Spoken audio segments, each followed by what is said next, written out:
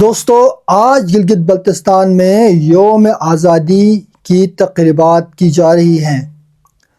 1 نومبر کو پورے جوش و جذبیت کے ساتھ منایا جاتا ہے۔ اس میں رائٹ، لیفٹ، سینٹر جتنے بھی آئیڈیالوجی سے تعلق رکھنے والے لوگ ہیں وہ کسی نہ کسی طریقے سے اس دن کو سیلیبریٹ کرتے ہیں اپنے سوشل میڈیا میسیجز کے ذریعے، مختلف تقاریب کے ذریعے۔ تو یہ جو دن ہے یہ کیوں امپورٹنٹ ہے اس پہ زیادہ بات نہیں ہوتی، بس منایا جاتا ہے کیونکہ ایک ریچول ہے کہ ہم 1 نومبر کو مناتے ہیں۔ تو دوستو، اصل میں تاریخ میں ہوا کیا ہے؟ کیا کبھی آپ نے غور کیا اس پہ؟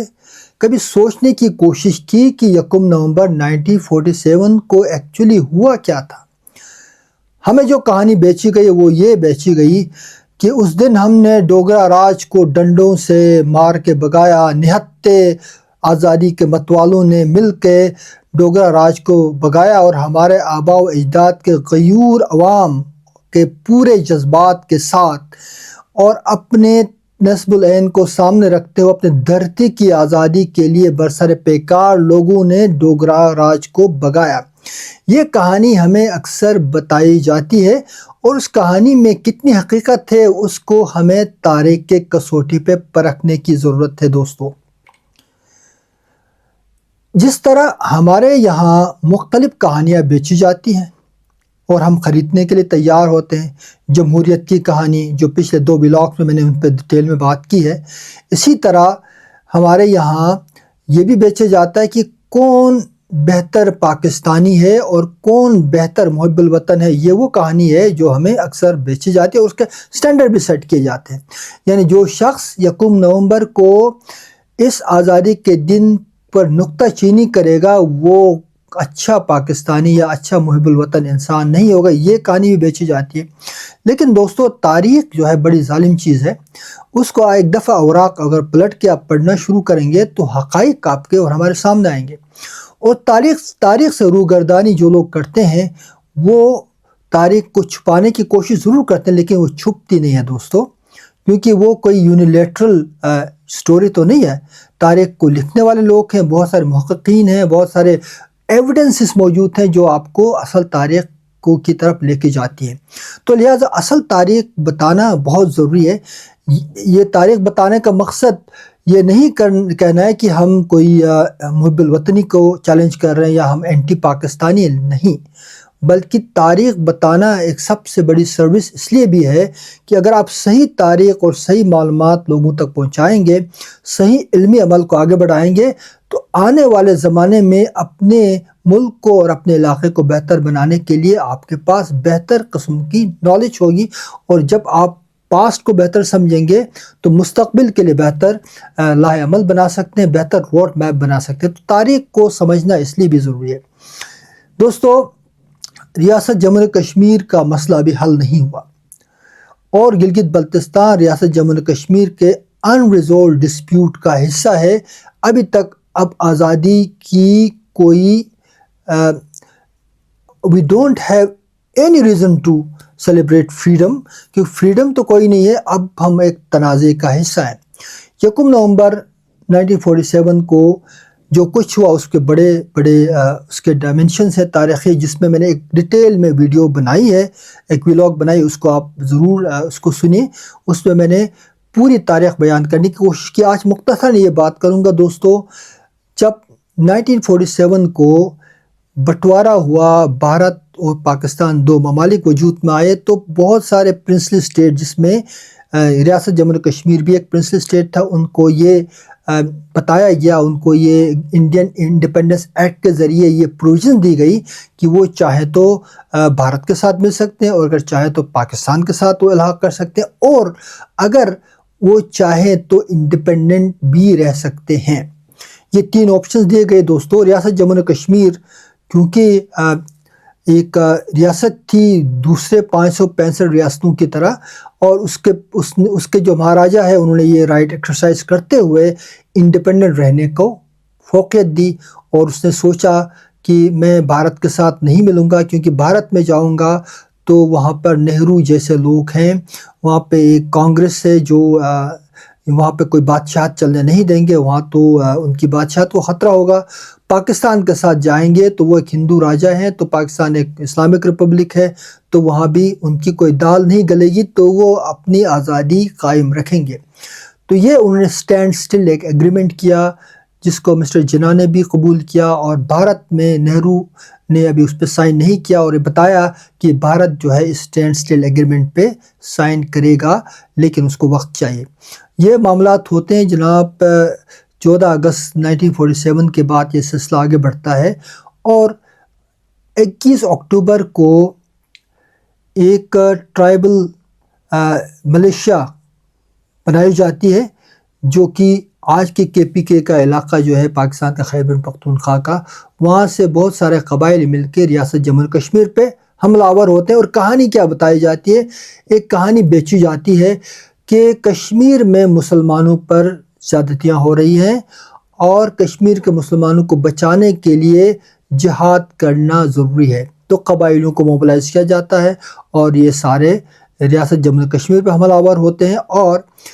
26 اکتوبر تک کشمیر میں قتل و غارت گری کا ایک نیا بازار گرم ہوتا ہے۔ وہی مسلمان بھائی، وہی ٹرائبل لوگ، وہی ٹرائبل ملیشیا جو جہاد کے نام پہ ریاست میں انٹر ہوتے ہیں، تو ریاست کے اندر اپنے مسلمان بہن بھائیوں کا قتل عام کرتے ہیں۔ یہ کہانی ہے دوستو جو ہمیں نہیں بتائی جاتی ہے۔ بہرحال اس پورے خوف کے مارے، جس میں نے پچھلے ویڈیو میں ڈیٹیل میں بات کی، مختصراً بات کروں گا کہ جو مہاراجہ ہری سنگھ ہے وہ بھارت کے ساتھ ایک الحاق کا معاہدہ سائن کرتے ہیں، اور بتاتے ہیں کہ آپ آ جائیں اور ہمیں ریسکیو کریں، بچائیں، ورنہ یہ قبائلی جو ہے ہمیں مار ڈالیں گے، ہماری ریاست کو خطرہ ہوگا۔ تو یہ اسی طرح ایک الحاق کا معاہدہ ہوتا ہے، اور چونکہ جو ریاست جموں کشمیر جو ہے وہ ایک مسلمان میجورٹی پرنسلی اسٹیٹ تھا، 70% لوگ مسلمان تھے، تو یہ خیال کیا جاتا تھا کہ اگر چوائس دیا جائے لوگوں کو تو وہ غالباً پاکستان کے ساتھ اوپٹ کریں گے۔ لیکن چونکہ مہاراجہ نے بھارت کے ساتھ الحاق کے جو حالات بنے، جو جہاد کا ایک نیا سلسلہ شروع، جو نئی کہانی بتائی گئی، اس کے بعد ان کے پاس آپشن تو نہیں تھا کہ بھارت کے ساتھ الحاق انہوں نے کر لیا۔ کرنے کے بعد بہرحال یہ بات طے ہوئی کہ جب حالات نارمل ہوں گے، فوجیں واپس جائیں گی، سٹیبلٹی آئے گی، تو یہ کہا گیا کہ مہاراجہ کو اس کی ریاست واپس کر دی جائے گی۔ یہ بات جو ہے VP مینن نے اپنی کتاب سٹوری آف پارٹیشن میں لکھی ہے، جو اس پورے الحاق کے معاہدے کا وٹنس ہے، اور لارڈ ماؤنٹ بیٹن اور نہرو کے کہنے پہ VP مینن پہلے سری نگر آئے تھے مہاراجہ سے ملنے، اس کے بعد پھر جموں میں جا کے 26 اکتوبر کو الحاق کا معاہدہ سائن ہوا تھا۔ اور اس زمانے میں گلگت بلتستان، چونکہ انگریزوں کے جانے کے بعد انگریزوں نے پورا گلگت کا ایریا جو ہے وہ ان کے حوالے کیا تھا مہاراجہ کا، تو مہاراجہ کی ریاست کی عملداری موجود تھی۔ تو کیا ہوا دوستو کہ جب یہ کشمیر کا معاملہ چل رہا تو گلگت بلتستان میں بھی جب مہاراجہ کی جو فوجیں وہاں پر موجود تھی، گھنسارا سنگھ اور اس کے کچھ سکھ جو ملٹری تھی وہاں پہ موجود تھی، وہاں پہ ایک میوٹنی ہوتی ہے with in military. Major William Brown جو تھے وہ کمانڈنٹ تھے وہاں پہ گلگت میں، گلگت سکاؤٹ کے۔ ان کی بک گلگت ریبیلین کے اندر تفصیل سے بتائی گئی ہے کہ انہوں نے تہیہ کیا ہوا تھا کہ گلگت کو کسی طرح سے بھی کشمیر سے مہاراجہ سے توڑ کے الگ کر کے پاکستان کے ساتھ اس کا الحاق کرایا جائے گا۔ بظاہر یہ بات نظر آتی ہے، اور اس میں بہت سارے سورسز بھی ہیں جس میں لکھا گیا ہے کہ جب بھارت اور پاکستان بن رہے تھے اور 1940s کا جو دور تھا وہ بہت ہی ایک پولیٹیکلی ٹرموائل والا دور تھا مغرب کے لیے، خاص کر برطانیہ کے لیے۔ دوسری جنگ عظیم جاری تھی، اور برطانیہ یہ سمجھتا تھا کہ اگر جنگ کا اختتام ہوتا ہے اور مڈل ایسٹ اور ساؤتھ ایشیا دونوں ایریا میں جہاں پہ برطانیہ کی اپنی کولونیل آؤٹ ریچ موجود تھی، کولونیل پاورز تھے وہ، تو ان کا خیال تھا کہ ان دونوں خطوں میں اس طرح کے ممالک بنائے جائیں جو مغربی سرمایہ داری نظام اور مغربی پولیٹیکل سسٹم کے لیے ہمیشہ کام آئے اور ہمارے مفادات کو تحفظ دیں۔ تو لہٰذا بھارت کے حوالے سے، نہرو کے حوالے سے خاص کر، اور بھارت کی لیڈرشپ کے حوالے سے، کانگریس کے حوالے سے لارڈ ماؤنٹ بیٹن خود ہی بتاتے ہیں، اور وی پی مینن کی کتابوں میں بھی، اس کے علاوہ آپ لیسٹر لیم جیسے لوگ بھی لکھتے رہے ہیں، اور جو نورانی صاحب ہیں ان کی کتابیں سب سے اہم ہیں اس پہ، تاریخ پہ، تو ان کو آپ دیکھیں گے تو اندازہ یہ ہوتا ہے کہ یہ جو برطانیہ حکومت یہ چاہ رہی تھی کہ سوویت یونین اور چائنا، جو کہ چائنا میں بھی ایک سوشلسٹ ریولوشن کی طرف معاملات بڑھ رہے تھے، اور سوویت یونین میں آلریڈی ایک سوشلزم موجود تھا، تو بھارت کے اندر بھی نہرو اور اس کی تمام جو لیڈرشپ تھی وہ سوشلزم کی طرف مائل تھی، تو اسکپٹیکل تھا برطانیہ کہ بھارت کو اگر جوڑا جائے براہ راست سوویت یونین کے ساتھ تو ایک بہت بڑا بلاک بن سکتا ہے، لہٰذا بیچ میں ایک ایسا علاقہ چاہیے جو براہ راست جو ہے بھارت کے ساتھ نہ ہو، اور ایک ایسی ریاست کا حصہ ہو جو مغربی مفادات کو تحفظ دے۔ تو لہٰذا گلگت بلتستان کو کشمیر سے ڈی کپل کرنے کے لیے میجر براؤن کا ایک اہم کردار تھا، اور ایک آپریشن دتا خیل ترتیب دیا گیا تھا جس کا ہمارے تاریخی کتابوں میں ذکر نہیں ملتا۔ اس آپریشن دتا خیل کا مقصد یہ تھا کہ فوراً گلگت بلتستان کو کشمیر سے اور مہاراجہ کی جو بھی الحاق تھا اس سے الگ کر دیا جائے، اور بھارت کے ساتھ اس کو ڈی کپل کر کے اس کو فوراً پاکستان کے ساتھ الحاق کرایا جائے، تاکہ یہ جو سوویت یونین ہے یا جو چائنا میں رائزنگ ایک سوشلسٹ نظام آ رہا ہے اس کو وہ جو ایریا ہے جغرافیکلی بھارت سے کاٹ دیا جائے۔ یہ تھا برٹش ڈیزائن، لیکن اس میں ایک اور بات تھی، جو لوکل سپاہی تھے جو برٹش دور میں گلگت اسکاؤٹ کا حصہ تھے، برطانیہ کے جانے کے بعد ان کے مفادات اور ان کے جو مراد تھے وہ بھی کم ہو گئے تھے۔ ان کو بھی یہ خدشہ تھا کہ مہاراجہ ایک غریب فوج ہے، اس سے تو ہمارے نہ تنخواہیں بڑھیں گی، نہ ہمیں جو راشن ملتا تھا، ہمیں کھانے پینے کی عیاشی تھی وہ ختم ہو جائے گی، تو لہٰذا اس محرومی کا بھی بھرپور استعمال کیا میجر براؤن نے، اور ان کو ورگلایا کہ آپ جو ہے میوٹنی کریں اس کے خلاف، گھنسارا سنگھ کی فوج کے خلاف۔ تو بہت سارے فیکٹرز تھے دوستو۔ اس کے آئٹ وٹنس خود ہمارے مرحوم شاہ خان صاحب کہتے تھے کہ جب ہمیں کہا گیا کہ میوٹنی کریں تو ہم تو تیار تھے، ہمیں تو بہت زبردست عیاشی تھی، شراب بھی ملتی تھی، ہمیں اچھے کھانے بھی ملتے تھے، برطانیہ کے ساتھ ہم ریلیٹیولی آزاد بھی تھے، جنٹل مین جیسی حیثیت تھی، تو ایک ڈوگرا آرمی میں ہمارا کوئی کردار نہیں تھا، اور ہم بڑے مایوس تھے، تو ہم خود چاہتے تھے کہ الگ ہو جائیں۔ تو یہ ملٹری میں میوٹنی ضرور ہوئی تھی، اور اس کے آئی وٹنس بھی موجود تھے،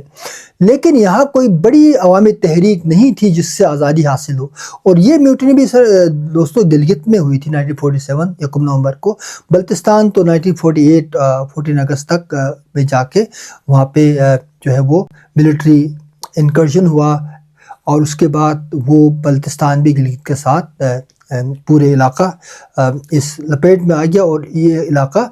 ابھی تک ڈسپیوٹڈ رہا، کیونکہ یہ سب کے باوجود بھی گلگت بلتستان بہرحال اگر یہ مانا جائے کہ یکم نومبر کو گلگت بلتستان آزاد ہوا ہے ڈوگرا سے، تو پھر یہ اس ڈسپیوٹ کا ایسا نہیں ہونا چاہیے۔ آج بھی پاکستان، بھارت اور UN سب مانتے ہیں کہ گلگت بلتستان بھی اس ڈسپیوٹ کا حصہ ہے، لہٰذا آزادی لوگوں کی اپنی کوئی موبلائزیشن سے نہیں ہوئی، بلکہ اس کے پیچھے بہت سارے انٹرنیشنل گیمز بھی تھی، اس کے سامنے بہت سارے لوکل جو ملٹری کے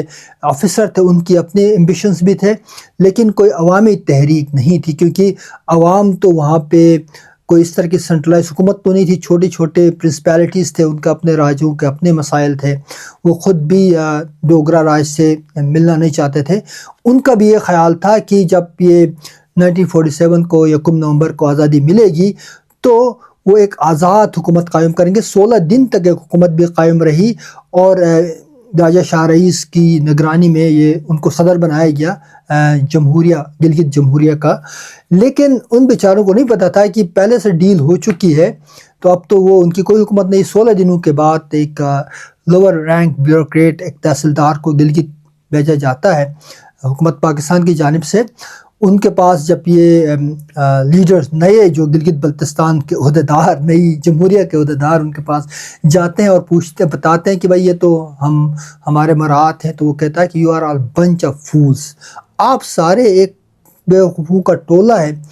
ٹولہ ہو، آپ احمق ہو، آپ کی کیا حکومت ہے، آپ کی کوئی حیثیت نہیں ہے، آپ ختم ہو جائے۔ ادھر بھارت اٹیک کرے گا تو ایک دن میں آپ کو ختم کرے گا، سے پاکستان اٹیک کرے گا تو آپ کہاں جاؤ گے؟ تو لہٰذا آپ چلے جاؤ، آپ کو ہم نوکریاں دیتے ہیں۔ سول سپلائی میں شارس کو لگایا گیا اور لوگوں کو چھوٹی موٹی جاب دے کے فوج میں ادھر ادھر رکھا گیا، لیکن حکومت براہ راست ختم ہو گئی، اور اس سے لے کے آج تک کوئی بھی گورننس کا ماڈل گلگت بلتستان میں نہیں آیا۔ کچھ آرڈیننسز سے اب بھی آرڈیننس پہ چل رہا ہے، پورا علاقہ آرڈرز پہ چل رہا ہے، یہاں پر کوئی حقیقی جمہوری ادارے ابھی تک قائم نہیں ہو سکے۔ یہ کہانی ہے دوستو، کیا یہ فریڈم ہے؟ آپ خود ڈیسائیڈ کریں۔ ڈیٹیل میں سننے کے لیے آپ میرا پچھلا ولاگ ضرور دیکھیں، لیکن میں آپ کو پھر یقین سے یہ کہہ سکتا ہوں کہ اس سارے بتانے کا مقصد یہ نہیں بتانا ہے کہ یہ کوئی غلط کام ہوا۔ تاریخ میں جو ہوا دوستو ہوا،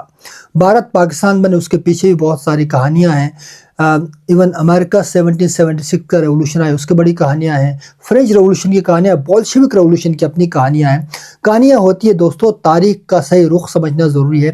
اب گلگت بلتستان ایک حقیقت ہے، ایک اینٹیٹی ہے، ایک ایریا ہے جو ریاست جموں کشمیر کے ڈسپیوٹ سے جڑا ہوا ہے۔ اب ہمیں یہ سوچنا ہے کہ ان تاریخی حقائق کو سامنے رکھتے ہوئے آگے بڑھنے کے لیے ہم بہتر ایک عمرانی معاہدے کی بات کریں، اور گورنمنٹ آف پاکستان کے ساتھ ہمارا بہتر ایک عمرانی معاہدہ قائم کرنے کے لیے کیا ہو سکتا ہے۔ کیا ریاست جموں کشمیر کو ریسٹور کیا جا سکتا ہے؟ کیا ریفرینڈم کا ممکن کوئی ریفرینڈم یا پلیبسائٹ ہو سکتا ہے جو UN کے قراردادوں میں موجود ہے؟ اگر یہ ریفرینڈم ہو سکتا ہے اور نئی حکومت گلگت بلتستان میں کشمیر کے لارجر کاز کے ساتھ مل کے بنتی ہے، انٹیگریٹڈ ایک ریاست ریسٹور ہوتی ہے، تو ویل اینڈ گڈ، جس کا ابھی تک 7 دہائیوں میں ہمیں نظر نہیں آیا۔ بلکہ جو انڈیا نے کیا، مودی رژیم نے، ہندوتوا رژیم نے جس طرح سے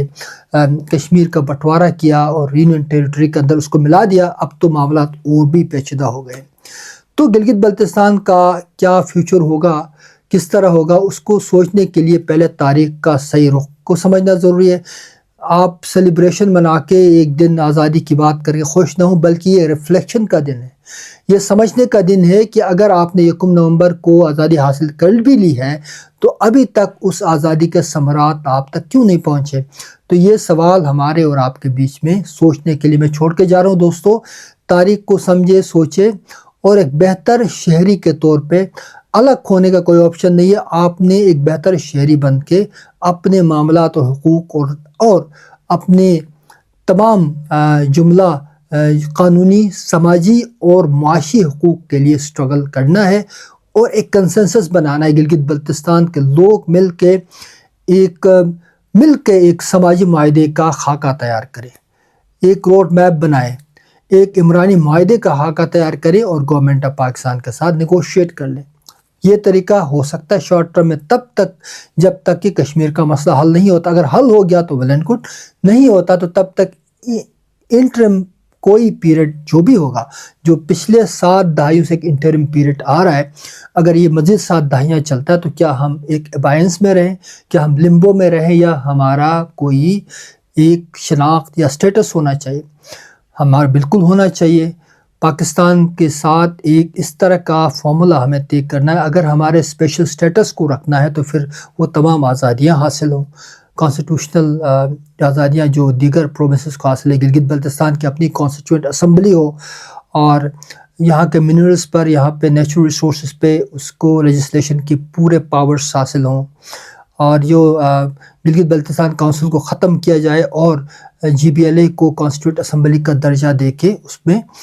ریپرزنٹیشن کے لیے بہتر ماڈل پیدا کیا جائے، اور لوکل گورننس نظام کو سٹرنگن کیا جائے۔ UC اور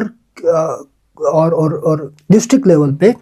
گورننس کا نظام قائم کیا جائے، انکلوسیو گورننس ہو، الیکشن ہو باقاعدہ، اور گراس روٹ سے پولیٹیکل لیڈرشپ کو پیدا کیا جانا چاہیے۔ اور پھر اصل آزادی تو یہی ہے نا کہ اگر ہم مل کے ایک بہتر سٹیزن کی طرح اپنی زندگی گزار سکیں۔ گلگت بلتستان کا مسئلہ جو ہے سپریٹزم نہیں ہے دوستو، گلگت بلتستان کا مسئلہ انٹیگریشن ہے، جو ہمارے تمام دوست یہ کہتے ہیں ہمیں انٹیگریشن کی ضرورت ہے۔ اگر انٹیگریشن کی ضرورت ہے تو پھر انٹیگریشن کا کوئی ماڈل طے کرنا ہوگا، گورنمنٹ کے ساتھ بیٹھ کے، گورنمنٹ آف پاکستان کے ساتھ ہمیں مل کے طے کرنا ہوگا۔ ہمارے پاس ماڈل ہیں، اے جے کے ٹائپ کا بھی نہیں چاہے، اے جے کے بھی ہمارے ماڈل میں کوئی بڑا فرق نہیں ہے، وہاں پہ نام پرائم منسٹر ہیں، صدر بھی ہے، سب کچھ ہے، لیکن اختیارات بالکل ایسے ہیں جیسے ہمارے چیف منسٹر اور گورنر کے ہیں۔ تو لہٰذا ہمیں صحیح معنوں میں ایک اسینشل قسم کی پولیٹیکل ڈسپنسیشن پہ بات کرنی ہے، اور ساتھ ساتھ یہ بھی ذہن میں رکھنا ہے کہ اگر کل ریسٹوریشن ہو جاتی ہے ریاست جموں کشمیر کی، کوئی پلبسائٹ ہو جاتا ہے، کوئی ڈیسیشن ہو جاتا ہے، تو اس میں بھی گلگت بلتستان کو اپنی پوزیشننگ کرنی ہوگی، کیونکہ اس میں بھی آپ اس پورے ریاست میں کم ہوں گے، نیومیریکلی کم ہوں گے، آپ کا جو ہے پارٹیسپیشن لمیٹڈ ہوگی، تو اس کو بھی انشور کرنے کے لیے بھی ایک سٹرگل ہوگی۔ یہ ایسا نہیں ہے کہ آپ کشمیر کا ایسا بنیں گے تو آپ کے مسئلے حل ہوں گے، لیکن جب تک وہ نہیں ہوتا تو ابھی ہمیں بہتر انٹیگریشن والے نیگوسیشن پہ آنا ہے، اور بہتر پیکیج کے لیے گورنمنٹ آف پاکستان سے بات کرنی ہے، اور یہی چیز ہمیں اس پہ ریفلیکشن کرنی چاہیے، اس کے خد و خال وضع کرنی چاہیے۔ اس کے لیے ہمیں ایک دستوری جو ہے پورا ایک دستاویز بنا کے 1 نومبر کو ہر سال گورنمنٹ کے ساتھ ڈسکس کرنا چاہیے کہ یہ ہمارا گلگت بلتستان کا دستور ہے، گلگت بلتستان کا یہ معاہدہ ہے، گلگت بلتستان کا یہ عمرانی معاہدہ ہے جو ہم گورنمنٹ آف پاکستان کے ساتھ کرنا چاہ رہے ہیں۔ کیا دوستو یہ ہم کنسنسس بنا سکتے ہیں؟ اگر بنا سکتے ہیں تو اصل میں یہیں سے ہماری آزادی کا سفر شروع ہوگا، جو ابھی تک نہیں ہوا ہے۔ 1 نومبر